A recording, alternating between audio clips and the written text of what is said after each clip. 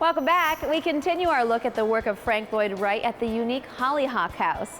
This was the architect's first Los Angeles project, and he sought to create a style that was appropriate to the region. See how he managed to do that so successfully.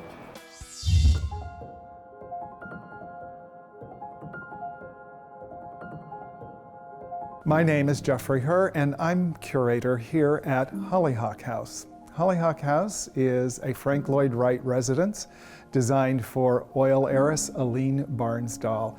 The hollyhock was her favorite flower, and she asked Frank Lloyd Wright to use that design and incorporate it into the house, and he created a primary geometric abstraction of that flower from nature. Its construction began in 1919 and was completed in 1921. Hollyhock House is unique in the work of Frank Lloyd Wright, partly because Hollyhock House was the first residence he was able to build in Southern California. It was also the first house that he was able to experiment with his ideas of Japanese architecture, where the wall between the interior and the exterior is dissolved. The interior is the exterior and vice versa. The first place I'd like to take you is to the dining room. Please watch your step. The minute you look at the dining room, what you see is an extraordinary table, hexagonal in shape, with 6 chairs around it. And I want you to take a quick look at these chairs because the back of it looks suspiciously like human vertebrae, and of course, it's the spine of the chair. A visual pun from a man maybe not known to be too humorous. Above the table, you'll see a very quirky lamp. This is not Frank Lloyd Wright.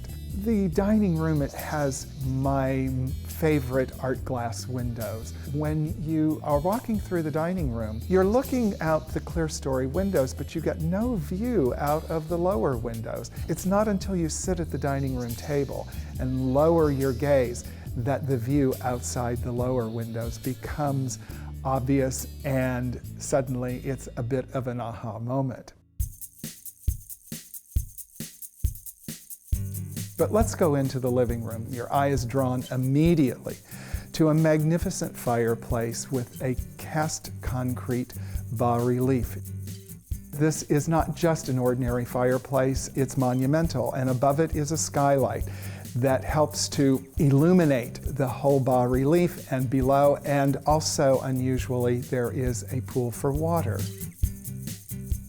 When you look at the living room and you start thinking about how it all comes together, how it's layered, how it's reiterated, it's not just the columns that support the frame of the room that show it. It's also reiterated in subtle yet very logical ways. When you look, for instance, at the cushions on the sofa, the embroidered pattern is an element of that hollyhock design, and with that, the windows all have elements of that.